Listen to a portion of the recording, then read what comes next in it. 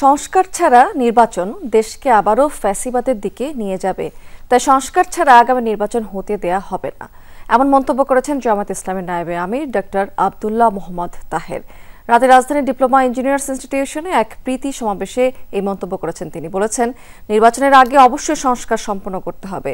যারা নির্বাচনের আগে সংস্কার চান না তাদের মনে অন্য মতলব রয়েছে বলে মন্তব্য করেছেন তিনি। এ সময় আব্দুল্লাহ মোহাম্মদ তাহের বলেছেন, সংস্কারবিহীন নির্বাচন আওয়ামী জাহেলিয়াত ফিরিয়ে আনবে।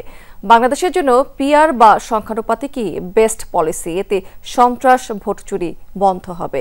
সঠিক সুন্দর নির্বাচনে পিআরের কোনো বিকল্প নেই, আর এটাই একমাত্র সমাধান বলে মন্তব্য করেছেন এই জামায়াত নেতা।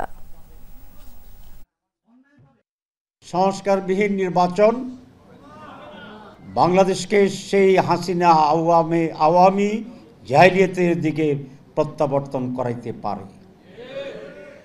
এদেশের মানুষ সংস্কার নিশ্চিত করবে, আইনগত ভিত্তি দেবে এবং এই সংস্কারের আইনগত ভিত্তির মাধ্যমেই আগামী নির্বাচন হবে।